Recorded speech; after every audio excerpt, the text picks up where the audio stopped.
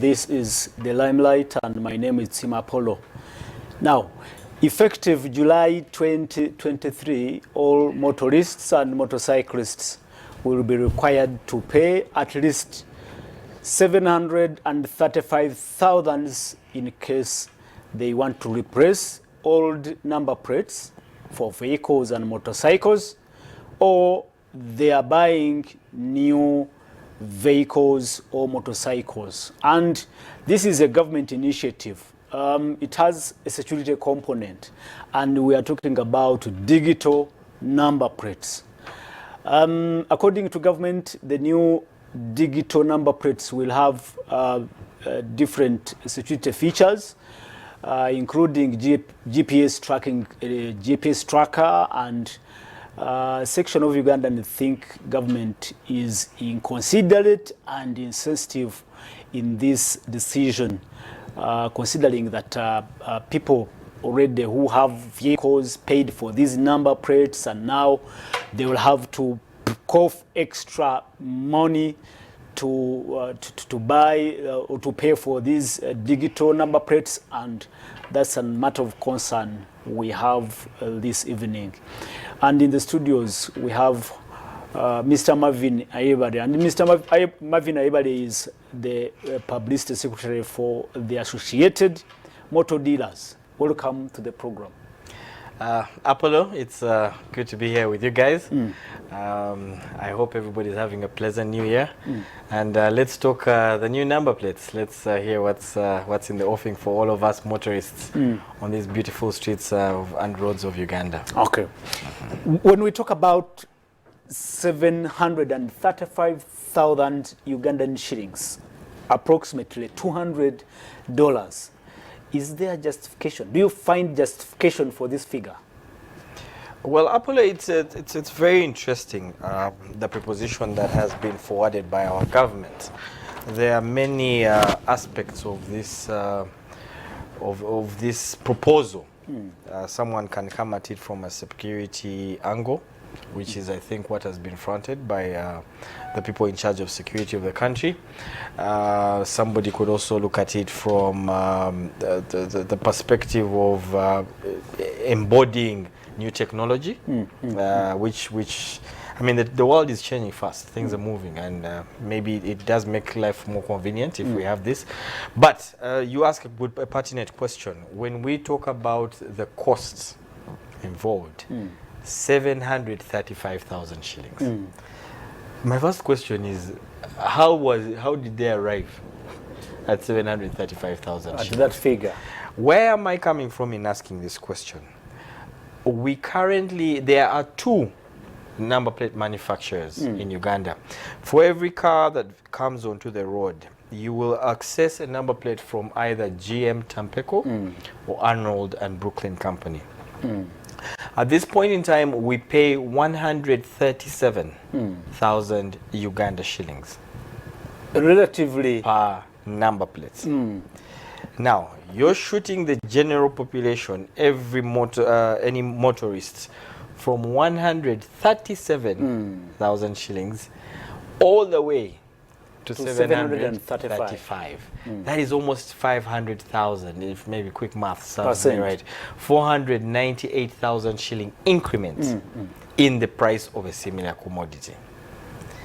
We have been given the tail, and I'll call it a tail, the tail of security.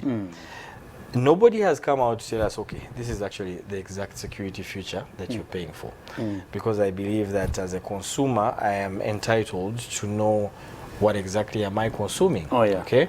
That has not been done. As far as I'm concerned, it has been made as an amendment in the Traffic and Road Safety Act, which I think for our viewers' benefit, they should now understand is the law. Yeah. So neither I nor you have the right to refute it. Yeah. Because neither I nor you are above the law. So the question then we will put back to those that are behind this is this the best price in offing? Okay. Because generally the primary concern is security.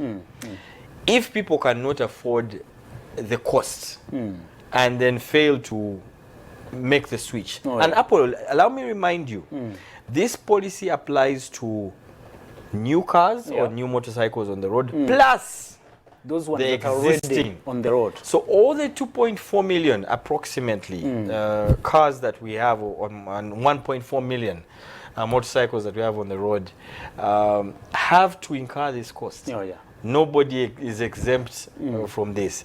Some have brought it up as, oh, well, maybe government is just trying to raise revenue.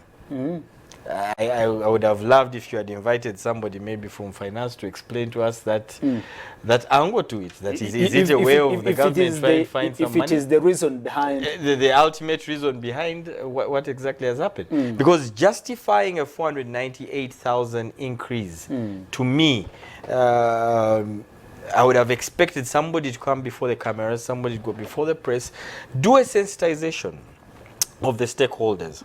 You know, if you want, because it is low, we agree it is low, but there should be a methodology of implementation. I don't think it's right to just wake up one morning and say, everybody now pay 700. If I may ask, Marvin, yes, you are key stakeholders in this industry, in this business. Yes, sir. Were you consulted? Did you get a chance to make an input in this regulation? At no point was this brought before us, unfortunately. It is something that I have realized about the workings of a lot of the government authorities that are in charge of the different sectors. I'll give you an example. For example, with URA, we've had consistent talks with the management there now, and we've made it clear that, guys, we are not against the changes you're making. We do understand that they are for the better. But what we're asking is that before you rush to implement and then halfway the journey realize that, oh, we made a few mistakes, come to us, the stakeholders, come to us, the frontline workers, come to us that interface with the masses, ask us, hey, we are going to do X, Y, Z. What do you think of this? This is the approach we're thinking, X, Y, Z, A, B, C, D. And for example, I'll be very honest with you, our engagements with URA are working. You find that in a number of policies they want to introduce now, no, they will always come up with their proposal, draft it out properly, send it over to us for proofreading and debate on our side.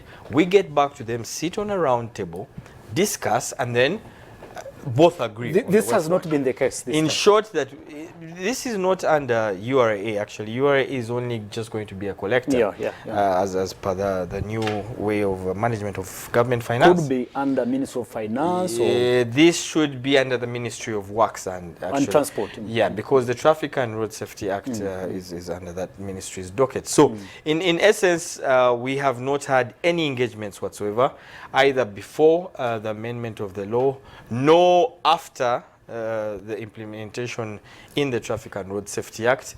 And maybe we're still waiting, but I think July deadline has been set. Is fast approaching. You know, so we are wondering, okay, we are at the front line. We sell these vehicles, we sell these motorcycles. Shouldn't we be the ones maybe to explain to the customers on behalf of government? Let's talk about the likely implications of this policy now. What do you think could be the implications?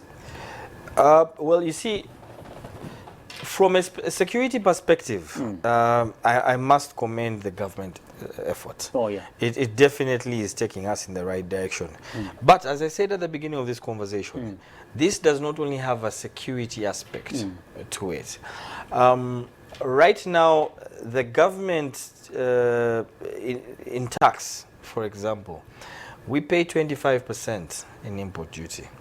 We pay 18% in VAT. We pay, I think, 1.5% in infrastructure. At the end of the day, you find that you pay and a 50% surcharge for environmental levy for vehicles, the example, that are... you car importers. Yes. You pay all these taxes. Actually, which is a cost we pass on to you, the end user. The consumer. And that's why, Apollo, you've always asked me, but Marvin, why are the prices of cars very expensive? And I'll tell you, but Apollo, I have to cater for many costs beyond the cost of bringing in the car. There's the tax component. So we're already paying about 105 to 100, maybe 105 and 10% of the vehicle value, importation value, in taxes to government. On top of this, we are also paying another tax on fuel and every other component that goes into this vehicle. Now, primarily, if it was up to me and I had a chance to debate with government, I would say I would propose that for all the income that you are getting in these vehicles, in these motorcycles, wouldn't it make sense for you to not increase further the costs of acquisition of these vehicles and motorcycles, and instead harbor or bear this cost of the security measure? Because ultimately the taxpayer is already paying for it in all the taxes that they are paying in purchase of these vehicles. Let's give an example of the national ID cards that came by. You do realize the government made it a free initiative for everybody. But later... Exactly, for a certain amount of time, because this will ensure compliance, voluntary compliance. Then I think it would also raise inquisitiveness among the masses that what is this we're doing? Oh, it's for the public good, and there would be the public would absorb it with a better, more comfortable heart. But if you're going to add this cost, ultimately it's going to have a multiplier effect. Whether it's public transport that will now be a basis for increment of or hiking of prices. If it's about purchasing of these cars or motorcycles, we will also now have to factor that in, 500,000 extra. It's going to have a multitude of... Okay, let's talk about the car importers. Yes. You've said often government through URA has slapped new taxes or new duties on your business. And what do you do in that case? Do you pass on this cost on to the buyer, or what do you do? Because I want to imagine what will happen now after this tax is introduced in July. Well, Apollo 1, it is not a tax. Anyway, it is an administrative cost, let me call it. Yeah, because right now, for every car that gets out of the bond, we have to pay 137,000 shillings, which is about $40, maybe $45. $45 in number plates. Okay, so you will come out with your UBN 001A, you know, and go to the village, and everybody's happy for which is relatively affordable. Which is not relative, which is affordable. I mean, if they could even bring it down more, we would definitely appreciate. But when you are, for example, when you are we've had a. Let me ask you, Apollo, what do you think is the cheapest car right now? I think around 12 million. You would never 15. You will never get a car in the bond at a 15 million. No, in a bond you can't. No, but I think it's around 25. The cheapest car you'll get is probably about 28 million. Do you know how much the cheapest car I would import it for? Maybe about 8 million. Okay. CIF Kampala. I could get a very decent car here for 8 to 10 million. Then the rest is taxation. Okay, because that's the other cost, and maybe a very small profit margin. I mean, our business is so competitive, so cut to the profits are so small. At least a half, already, or more than a half. More than a half of this purchase in taxes is going in taxes. Talk about the fact that there is continuous earning for government, whether you buy spare parts, those are taxed. Whether you service your car, that is taxed. The fuel you consume on a daily basis, that is taxed. Let's say you're overspeeding, government will still get a tax, you know. At the end of the day, I think the consumer is starting to reach a chokehold. A chokehold. And such new initiatives, despite the fact, and I will tell you, personally, if you ask me, I agree with the initiative. It's long overdue. It is extremely necessary. But let us make it affordable. Let us bring it within the reach of Ugandan. Now imagine telling a border man to have to pay 735,000 for a new number plate. Surely, what rate of absorption are you looking at having? I mean, statistics already show that only 5% of them have proper riding permits. Another 5% of them have permits with the wrong classes. And then you have 90% of them that who don't have anything. And then you're now telling them, because a permit is what? 120, 150, 200,000. Now you're telling them, no, on top of that now get 735 for a number plate, yet you have not yet been able to enforce on something like a permit. Yeah. So in summation, I think the government is on the right track, but with the wrong approach. With the wrong approach. I mean, a couple of questions have been raised about, well, it's now law, as I mentioned earlier, but a couple of questions have been raised about, one, who is this firm that is going to do this for the Ugandans? I think that were contracted to. That were contracted. Was there a proper bidding process? Did this go through the proper channels of law as per the bidding for such contracts of government? Well, no? a number of those questions, and yes. we must wind up. And one last word, if you may speak to the authorities in just 1 minute. In my opinion, I would say to the authorities that I definitely agree with the idea. The body of people that I do represent also agree with the idea.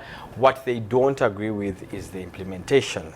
The implementation comes in in a variant of ways. One, the costs associated with the implementation. Two, the notification periods that have been given to the general public to comply. We have no clarity on that whatsoever. So at the end of the day, let's go with the idea, but let's take a step back to modify a few things. All right, he is Marvin Ayebade, and Marvin Ayebade is the publicity secretary for Associated Motor Dealers. And we wait now to see how this will work out. July is not very far from now, but I think, or he thinks, this can be again given a second thought, possibly, on the cost involved. My name is Tim Apollo. We again catch up next week on Friday. That is the Limelight. Good evening.